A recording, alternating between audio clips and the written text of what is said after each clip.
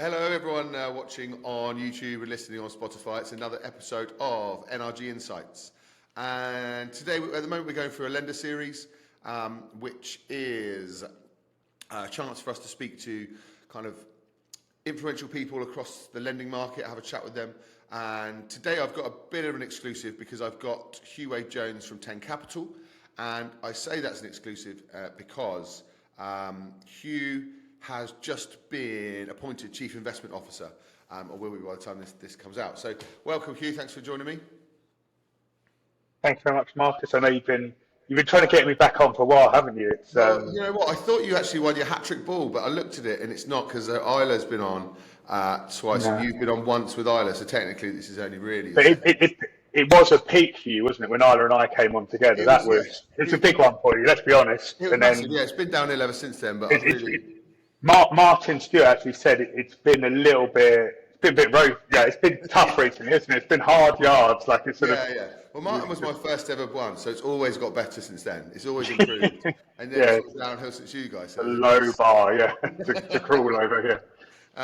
So yeah, as I said, obviously you've just started your new role at Tenn, having Yeah. previously moved there. But talk to me, or anyone that doesn't know, tell us about your kind of journey to where you are now through financial services.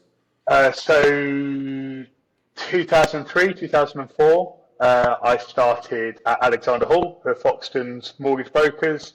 Really enjoyed my time there. I sort of went through the client services team where I was sort of making 50, 60 plus phone calls a day, booking the diaries for the brokers, did my CMAPs, and started broking. Had a great time. Yeah, it was kind of obviously the market's going through the roof at the time, so yeah, kind of what I was earning, was pretty good, right? For someone that had a CMAP and knew how to use the phone, compared to even my mates who are working at law firms or doing jobs. You know, they've got far better degrees than I had, but were sort of earning half the money or a third of the money, which really it's really exciting actually, and the kind of buzz and the whole atmosphere at Alexander Hall and at Foxton's at the time was huge. You know, it was the John Hunt years, if you like. And yeah, Isla and I, who's my business partner at Ennis, we saw an opportunity in the marketplace for high net worth individuals and people with more complex scenarios. You know, the two are usually linked or synonymous. So we started Ennis on 7th of August 2007. If you Google start the credit crunch, I think it says 14th of August. Yeah, we absolutely nailed the timing. And what happened.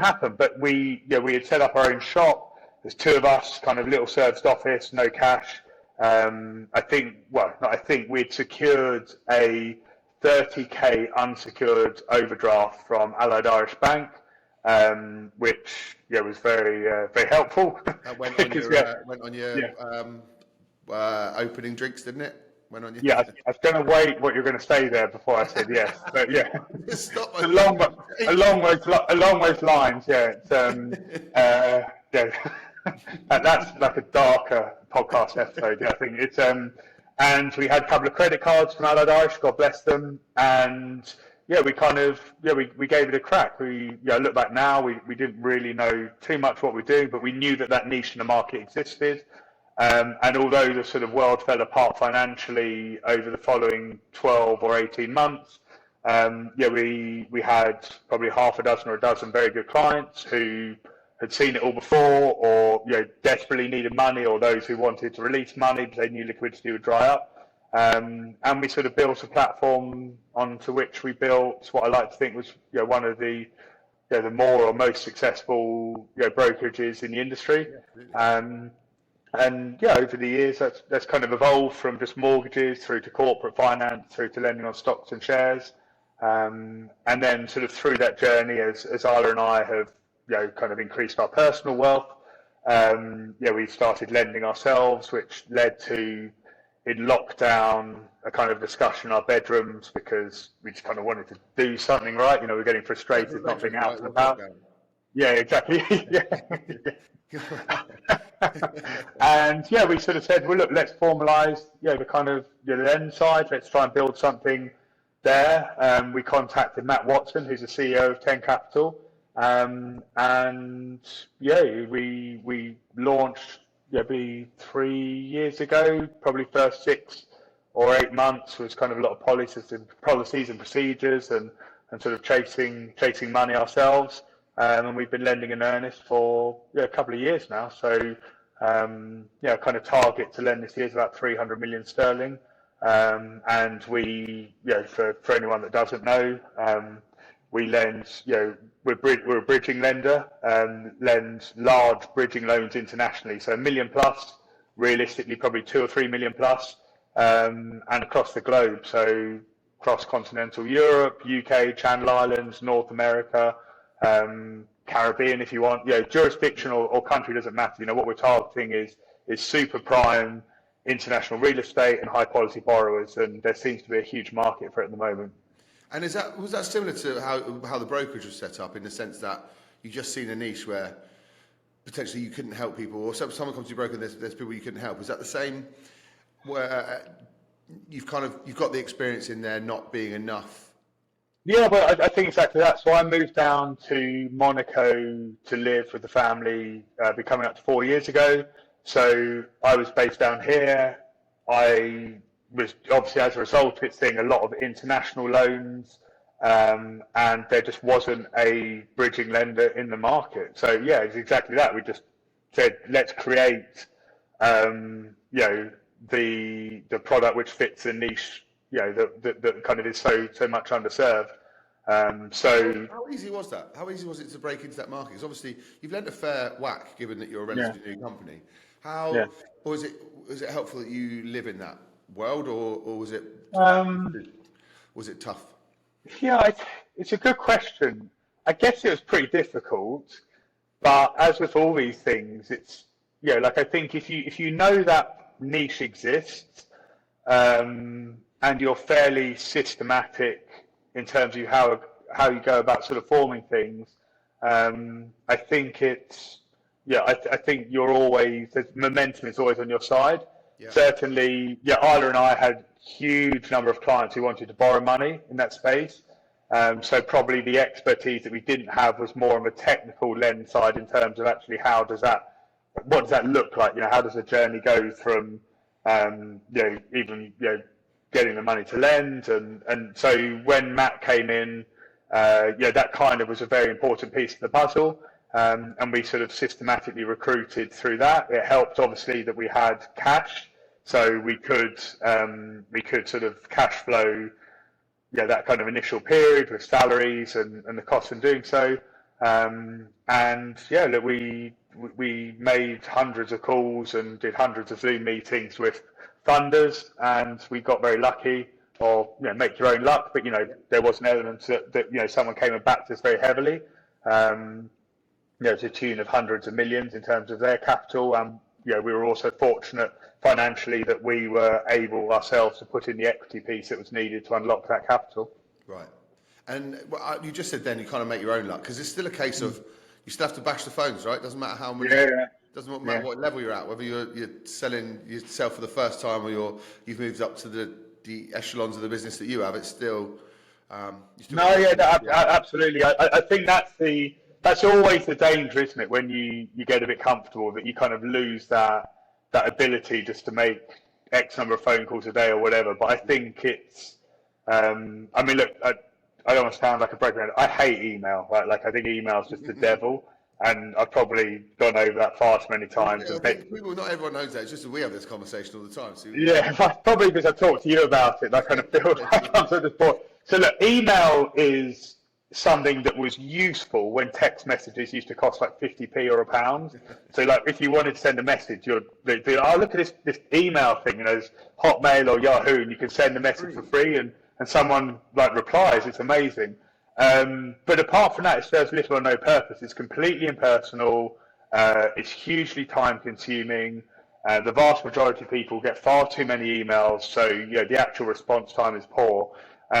So nothing beats face-to-face, one. But also, I think any hugely successful or hyper-successful individual that I've ever dealt with will immediately call. Even down to the point, sometimes I'd send someone an email and they just call me up immediately. And after a while, it made me seem a bit silly, because it'd be why are you just call me if you need something? And I think that's the thing. So You think people Yeah, do it? Because I do it as like, especially if I'm speaking to like CEOs and they're like, I'm conscious of people's time.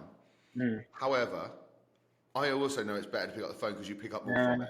But it's yeah, it's finding a way of not interrupting. So I mean, we use voice notes and stuff, don't we? I think yeah. that's good because you can still have that interaction, but you're not maybe taking up someone's time if you can't get a hold of them, you know. But I suppose try the phone. They don't have to pick up. Yeah, but I always say, look, email's fine as long as it starts just to confirm in writing what we've discussed. Yeah, it has to Because start. then sometimes you do need like a physical stamp of, look, me and you talk about fees. Look, you, good to talk, just to confirm everything, so it's in black and white. Yeah. Or obviously big CCs or, sometimes for attachments. But yeah, I sort of go face to face, phone call, voice note, message, email, like in that order kind of thing. And yeah, I've no real issue with people phoning me. I mean, I don't, like anyone, I'm not mad I'm being cold called. I mean, I know everyone's got Issue as sales well, stuff. isn't it? It's the time bit. I'm Yeah, conscious of people's time, but at the same time, like you say, if it's a fresh introduction and you're doing it on an email, it starts off yeah, poorly. yeah. So it's so I can't remember why I started that rant, but it was sort of No, I'm just but yeah, used I to don't it. I talk think about it's email, so I'm perfectly happy. Yeah, so that's it. So yeah, I mean, look, if email got deleted off everyone's computer, oh yeah, that's it. Bashing the phones. yeah, it was So the, they it was take the off. phone bash. It was the hard work Yeah, that went into initially starting the business. yeah, and so yeah, it's quite good fun. I like a challenge without I sounding was going to say, too. that comes relatively natural to you, like the Yeah, relationship, the networking side. That's your kind of your niche, is that right? Is that sort of dumbing down yeah, what you do? yeah, exactly. But Yeah. you know what I mean? Like the relationship management side of things is what you're very good at. Is going out and Yeah, no, I think so. Half of people find me intensely irritating, the other half like me. So it's just kind of you've just only got to win over 50% getting of through people, isn't it? enough people to sort of Yeah, just when it's build a up the kind 90-10 of split, then you've got to start worrying. yeah. We probably is more like that. But in my brain, I keep the 50-50. You don't speak to 80% of those, so it's fine. Yeah, So let's touch on this actually. 'Cause I think it's really important. I do speak to a lot of people on this. Right? So you and Isla, very different people, yeah, fantastic together, and I do see that. And you obviously I speak to you both, and you both help me out in different ways. In yeah, the you both got very different ways of doing business, and every good partnership I speak to, both partners are very different, and they've established their kind of their roles. Did you know that when you started out that like this is going to be you, this is going to be me, or did it happen organically over time? No, so look, when we first met each other, we couldn't really stand each other, was the truth. So we weren't overly friendly for I don't know how long it was, 2, 3, 6 months. But I think ultimately we had a shared vision of what we want to do, and although from a personality wise, outwardly, I guess we come across or would seem very different. We generally think the same thing. So like if kind of something would happen in a meeting, we'd look at each other and we're both thinking the same thing, kind of thing. So it's sort of so yeah, from Has that a always been perspective. like that though? Or is that because you've been together 18, 19? Yeah, maybe that. In fairness, I think also that we've definitely both evolved as creatures and characters over the years. So yeah, we were probably more similar back then than we Yeah, are now. We like anyone like yourself. We've had children. I don't drink anymore. I don't really go out. yeah, not Whatever, like mine. whatever. Right. So yeah, exactly. So it's just travel a lot. That kind of thing, as we said before. So yeah, I think time's kind of gone by, but certainly from a business perspective, we're incredibly aligned in how we think.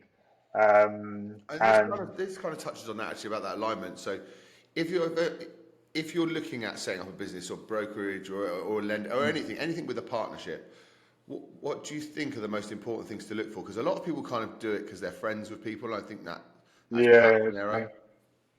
yeah, it's tricky actually. You and I have spoken quite a bit about, you obviously, own and run from a managerial standpoint your business by yourself, and that has a lot of pitfalls, and I guess there's some good stuff as well. Um, I think I think what I would sort of avoid, and I've never really thought of this until you asked the question, is I think you do see some companies where it's like 3, 4, or 5 people all kind of, and I think that's a recipe for disaster. Like I really do. Um, I think, I think it's a bit like with partners, in life, they say that you look for what you're lacking, right? And so I think that's kind of quite useful. I think that if you're going to set up because your mates, great, like it may well work. Like if your friendship is particularly strong, then yeah, I guess you'll probably ride through most stuff. Yeah. But I think what was sort of maybe fortuitous with Isla, or maybe was intuitive by ourselves, was that, generally we kind of, it's pretty obvious who does what. In the early days, what was funny was, you're trying to prove yourself, especially as the company grows a bit and you've got a few employees. Yeah. You want to show that you can do everything. Yeah, so I don't know if it's showing off, but like you want to be the alpha male, right? So you're like, I'll do that, I'll do that, I'll do that, I'll do that. No, I'll do it.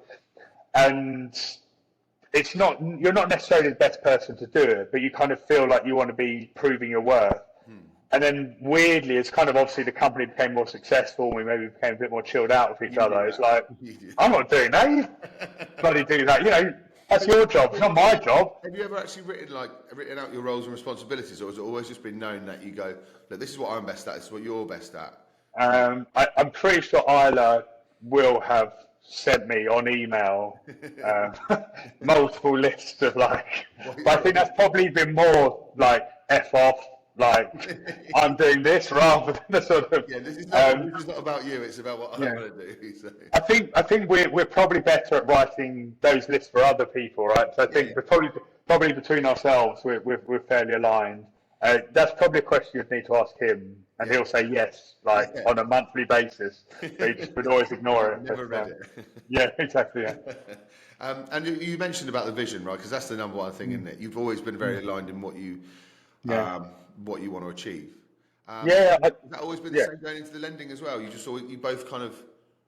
Yeah, I think so. I mean, I think that's why the business has really interested me for, let's say, 4 or 5 years at least. I mean, I hope so. 3 years old, but maybe a bit longer, right? But I think the part of the deal that interests me is assessing the underlying asset, the strength or the weaknesses of it, and borrower strength or weakness. So I think I've got a fairly good read on people, and obviously people sometimes are tricky to read. So beyond that, I think I have a pretty good read on risk and credit.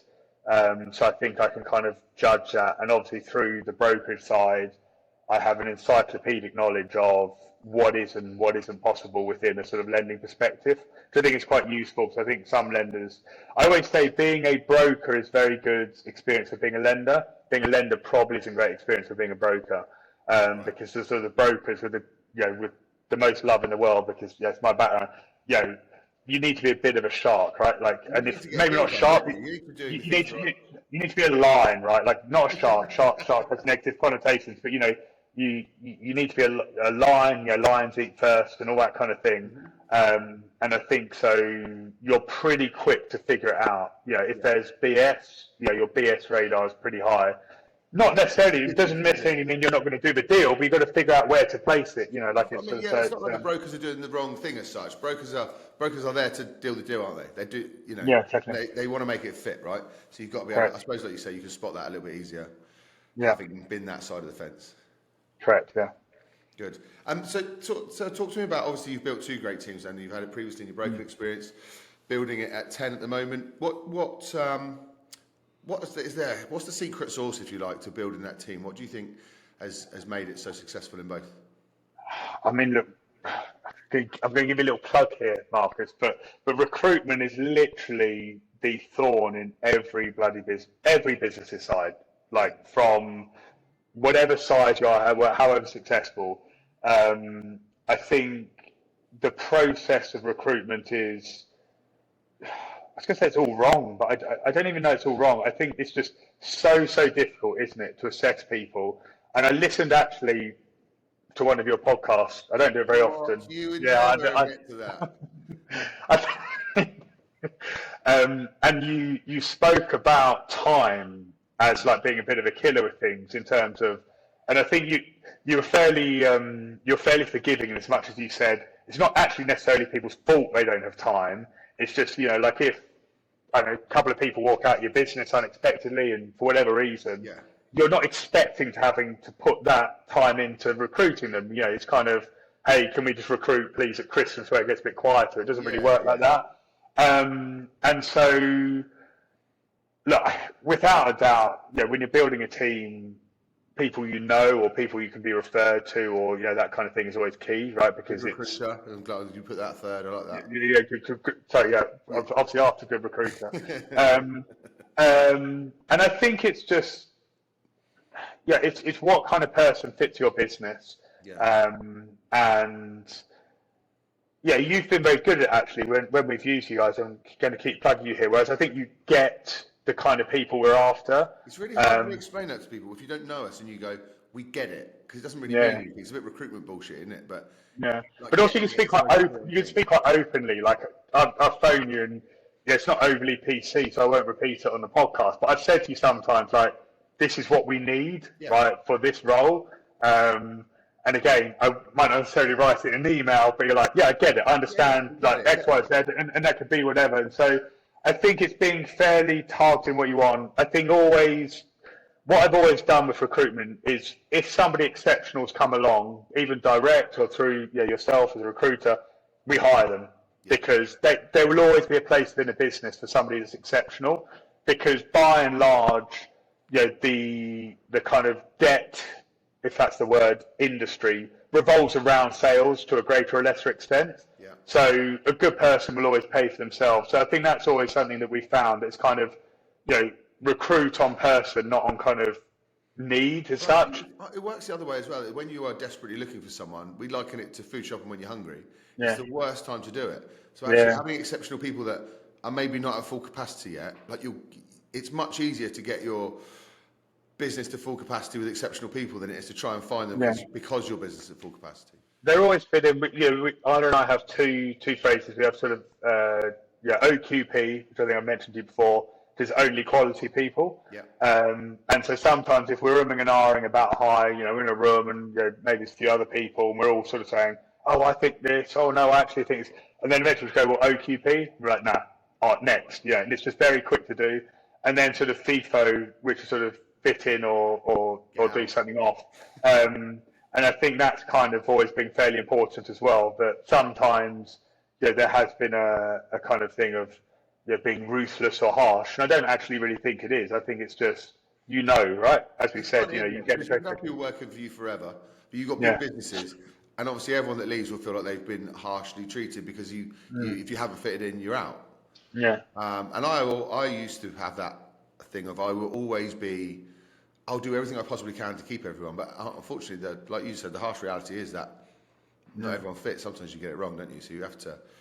I don't think I've been as quick to get rid of people. I think that's probably an error personally, because I always think you can change someone if I've seen something at the beginning. But I suppose as the business grows, like yours has, you have to start. You have to make decisions quicker. Yeah, definitely. But it's always easier in smaller teams because you can almost figure it out. Like it's almost a sort of a puzzle in terms of, well, there's 4 different personalities. Does this person fit in? Yes, no, maybe. Obviously when there's 30 or 40 or 100 plus, there's Tricky, a isn't lot it? of come up. And from a It's personal almost perspective, from our point of view, we've got a great team at the moment, and there's only 8 of us. So I keep saying the only person that can really fuck this up is me. Through my recruitment. Do you know what I mean? Because there's only it's only that side of the business that can really fail. It's getting people in that aren't right, because everything else is working perfectly. But at the same time, I can't just sit on my laurels and enjoy having a good little team if you want to grow. See, it's always it's finding a happy medium, growing and keeping it happy. The joy. Definitely. When you say exceptional people, what do you look for? What's the things that really stick out? It's just such a list of cliches now, but it's sort of work ethic. You can tell someone's very driven. I think it's I think it's that kind of like just that drive. You can see it, and ideas. I mean, you want people that are going to come up. I mean, not come in and try and reinvent the wheel within your business, but people actually who come forward with some ideas and are going to push things forward. Communicators, massive. People that you send a WhatsApp to at 8 or 9 o'clock in an evening, and they come back to you, even if it's just say, "I'm at dinner. I will call you like the second I'm out, or can it wait to whatever, right? Like, so it's communicators, drive. They care about the business as well, though, right? No one cares about the business like you, but Yeah, actually, just answering you is a good indicator yeah. that you actually care about what you're doing. No, absolutely. I mean, that's why it drives me mad. Again, email. I mean, it all comes back to email. Where you get that thing where you send an email and say, yeah, it is outside of work hours. I think sort of Microsoft will put it. Do you want to think about sending this again at 9 o'clock tomorrow morning? And it's like, Jesus, like what? I know Just there is something about it where you don't completely. want to put pressure on people, but like Yeah. we're in a fairly high pressured environment, right, in sales and in high end sales. I don't want to get cancelled by saying the wrong thing, but I don't think there's anything wrong with speaking to people in the evening if you're not berating someone before they go to bed or anything like that. Do you know what I mean? I think there's something to be said for the best people are online a lot. Yeah, massively, massive. Yeah. So look, drive, communicators, ideas, and people, prepared to muck in. Now, obviously, it's very difficult to ascertain all that, from a recruitment process. But I think you get an idea.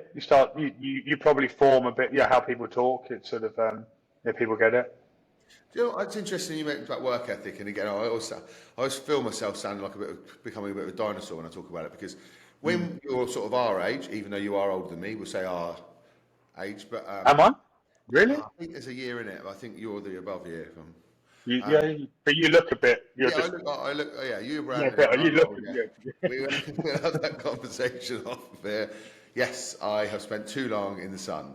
Yeah. But like when we were younger, I don't think work ethic, right? Because everyone was quite driven. If you wanted a sales job, my first sales job, like for instance, at AH, that's produced loads of good leaders and loads of people with good work ethic. The guys that you worked with back then, I think your head is well above the parapet now. If you have that sort of drive that we did when we were young. Do you know what I mean? I don't think you can manage people the way we were managed. I don't think you can kind of force people. No, it's really tricky. I think, and that although people talk about Gen Z and all this kind of stuff, I don't know if it is down to that, because I mean there's obviously a bit of that, but generally I think it's just down to the individual. Like when I'm if I have a review, I mean I've had a review for a while, but let's say even if I'm talking to you and I'm after some feedback, I know what I do well. You don't need to tell me, oh, Hugh, do this, oh, this was great. I'm not in, I know it, right? I know what I do well, and I'm not, what I want is some, like, just, what am I bad at? Like, what do you think I'm poor at? Or what do you think was poor so I can improve it? And I think sometimes, that's where kind of Isla and I have done quite well, that we'll say, look, that was shit, that was just really poor. Why was that so bad or whatever? And I think sometimes you'll say that to people, like, Why was that so bad? Is the meanest feedback? Why? Yeah. Is that so? Yeah, this is Ira and I talking. This isn't me talking right, to staff members by but only to Toby, yeah. But it's but yeah. So it's more. It's not about like being able to take bad feedback, but it's just most people who want to perform to a high level want to improve, right? And so the same thing, when I could have, obviously come into a new role at Tenn, I'm wildly deficient in certain areas, and so I just want like teach me this, teach me that, and if I don't read about it, that's my fault, right? Yeah, there's nothing worse than someone turning around after a couple of months or 3 months and they never told me this and they never told me that. Okay, look, if you're feeding that back and it doesn't happen, then that's an issue. But I think it's all on you to figure stuff out. I consume a huge amount of information on a daily basis. Be it, read Bloomberg, read FT, read the Times, if I can sort of get through the comment section without going crazy. Like I've had to just get rid of BBC and Daily Mail because I'm at different ends of the spectrum, but on both sides I just can't deal with it. I read a lot, and so I have a short attention span, but if something interests me, I will become an expert on it. So it's that kind of thing. Do you think that's important for people, just in regards to the feedback side of things? Because I'm one that I have to go away and take feedback. Once someone gives me feedback, I don't like to respond straight away because it might not be the response they need. But I'm all right. I take it because I know that about myself now. I can say, great, I'm taking that on board. I'll get back to you. But I do think that makes you, like you just said then, like if you can't take feedback, it stunts your growth, doesn't it? There's not a lot you can. Massively, yeah, because you don't know what you don't know. So it's just it's just impossible not to. I mean, look, that makes you sound like a very good and nice person, Marcus, which I know to be not the case. But I tend to more like push back a bit more on the spot, and then I'll reflect in the evening, and then I'll quite often say to someone, yeah, sorry, you're correct. Tell me about that a bit more. It's because that's how I react. I'm very good at whether the argument is black or white. I'm good at arguing my side of things, and actually, it's not what it needs, is it? And I just, but you got to be aware about that as well, right? You got to be aware that you, what you're good at, and what you're not good at. But people have business coaches and things like that. I don't know necessarily that's right for myself, but I have gained a lot through just asking people for feedback or for what do you think of this, what do you think of that. And I think the big mistake that young people make, or people starting their careers, is they'll go and they'll ask, say, you or I for advice. And they're not actually asking for advice. What they want is a foot up or a freebie, or like a kind of, if you wake up at 6:42 a.m. and do this and do that and pull this lever, the money will like fall out of the bucket at the end of the day. They're asking for a hack, right? They're not asking for advice. And I think over time, it's more about just the nuances and just seeing how people operate and how they conduct themselves, even down to how they talk and what they say, what they don't say, how they articulate themselves, how they kind of present themselves in a room or otherwise, how they use a phone rather than email, whatever it might be. And I think that sort of, once you start to pick up on that stuff, I think you kind of develop a lot quicker. And do you think that's important? You kind of touched on it then, but that kind of mentorship that makes a difference. Like, I learn a lot from speaking to business owners like yourself. I'm very blessed that I get to be surrounded by people who are more successful than me, that you get to have those conversations. I don't think everyone is as lucky as me that they're as well connected, because my job is to literally speak to CEOs, so it should be. But should people really be thinking about who they need to speak to get the advice from, to surround yourself with those sort of people? Yeah, I think so. I think it's like there's some people go down that kind of business mentor or business coach route. I would struggle with that myself for various reasons. Why is that? Because it's hard to find someone better than yours. It's hard to find someone who you. The truth is just sometimes I'm just not in the mood to speak. Right. Like just not. And I don't. I don't like to be forced into kind of situations. But I feel like I've got a coach, and I've loved having a coach. But I'm very similar in the sense that anyone else pushes me. It's a thing that I naturally push against. But once I kind of release, like, okay, I'm gonna do everything the coach says, and then it changes the business, I'm more open to it. But it's quite hard. I'm of the same ilk in the sense that if someone tells me something, I instantly I find it hard to take on board. Yes, I don't know. Like, I've just never really. I'm fairly obedient. Wrong word. Makes it sound like I'm at school, but like, or a child. But like, if I have to play ball, I'll play ball in any situation.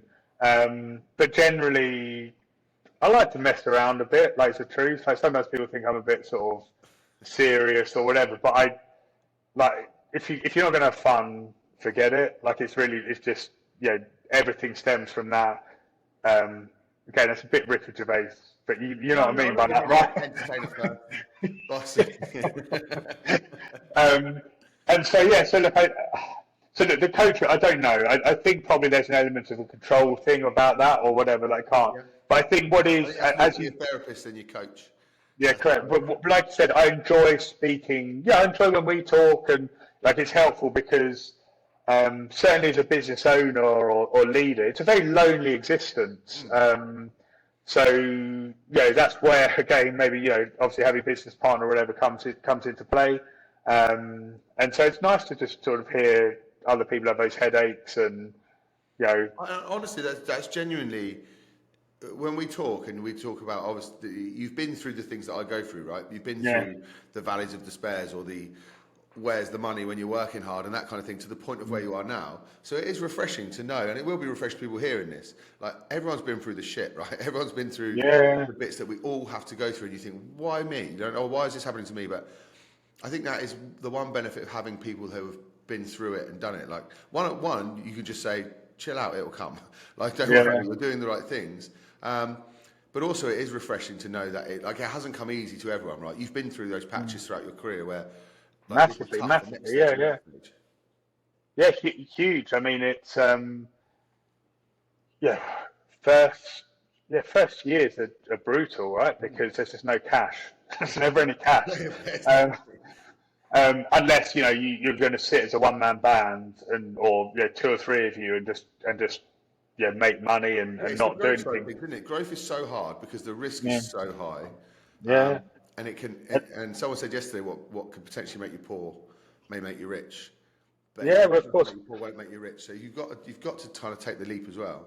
Yeah, I mean, I remember, God, it's probably, God knows, 8 or 9 years ago now. I mean, maybe even about that, where we had a real cash pinch, and the business was actually doing very, very well at the time. Yeah, we were turning over good money, but we were just growing, we were hiring, we were opening new offices, and there was just an imbalance for a few months, because obviously, it's not linear earnings when you're doing what we're doing, and we were in real trouble. I mean, let's not underplay it. It was kind of, there were levers we could have pulled for sure, including, but it was, and I remember I was sat on my couch at home in London and I cried, right? And I'm not a big crier, but I was crying because I guess I was just a bit like, let's say, emotionally tired rather than kind of, there was a sort of flashpoint.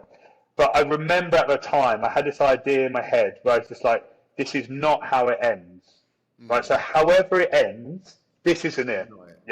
Whether it's we hit 1 billion or we go down the pipes, this isn't the point. And I think it's that you touched on it earlier. As an entrepreneur, you have to have that just completely unwavering belief in what you're doing. Otherwise, pack up and go home. Just shut it down.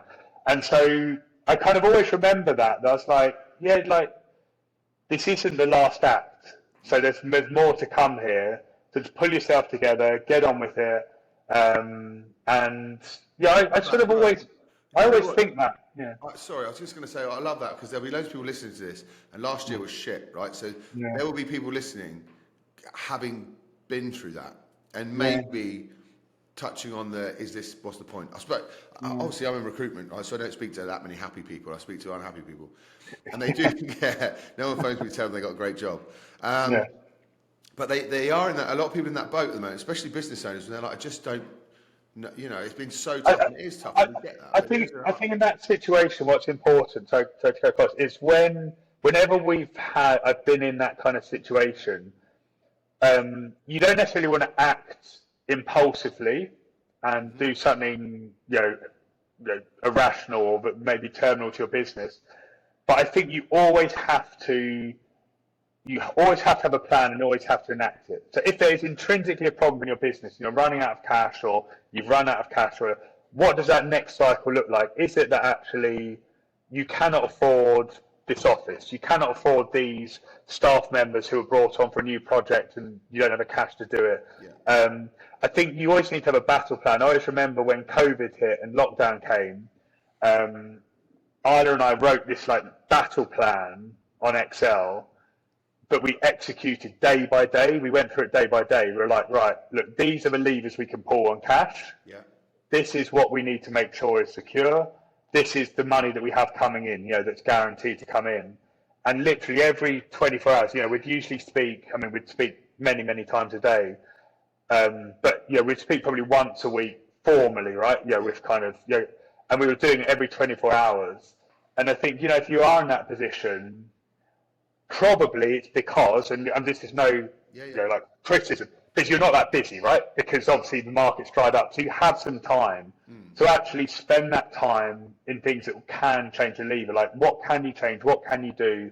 Do you need to just get out, hit the pavement to just BD like there's no tomorrow? Do you need to pivot and do something different? Do you need to cut staff? Do you need to cut costs? Do you need to charge more fees? Like, what is it you need to do? What can you control? Like, when all the market's going to shit around you, there are elements you can control about the business. And I think that's the only problem, that I think you can't let life happen to you. You know, you have to kind of almost try and influence a bit. So that sort of always, yeah, obviously you have a minute, hour, day, week, month where you're licking your wounds and woe is me. You know, that's normal, right? Like, we're not robots. But I think once, bit, isn't it? You just got to get out. Yeah, but once that's over, I think you need to get off your arse and actually do something about it. And yeah, that's kind of it's interesting. I think about last year when I was out seeing people more than I'd ever seen people, and we weren't making the money that you normally would from the amount of activity you do. The amount of people I spoke to saying you're the only person we're speaking to at the moment because we're not hiring. It blows my mind on the short termness of people going, batten down the hatches, there's no point in getting out. Like, that's the one thing I could have done last year. Work more.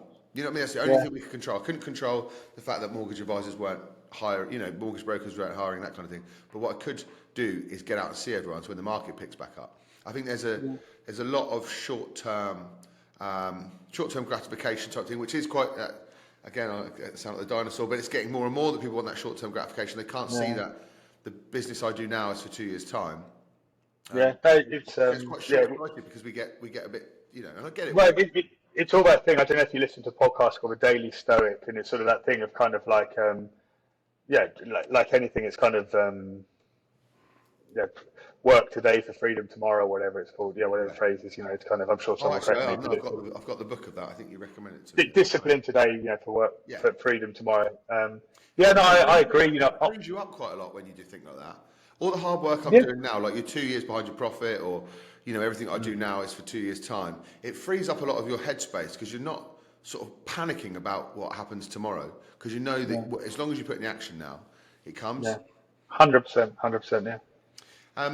So on that, on the kind of looking forward, heading forward, what is the plan on the lending side of things? What are your big goals for the lending side of things? Have you? Do you get a chance to see how the market is, for instance, or do you have to plan as though it's going to get better, right? Yeah, look, I think we looked last year and there was a lot of opportunity to lend, and we erred on the side of caution. And I think our opinion was probably, however favourable the lending market seems this year, and obviously we're coming from the lending market from a slightly different position of a bank in as much as we're a short-term bridging lender. So we are, we're not always plugging distressed situation, but there'll be a reason why somebody can't access conventional finance.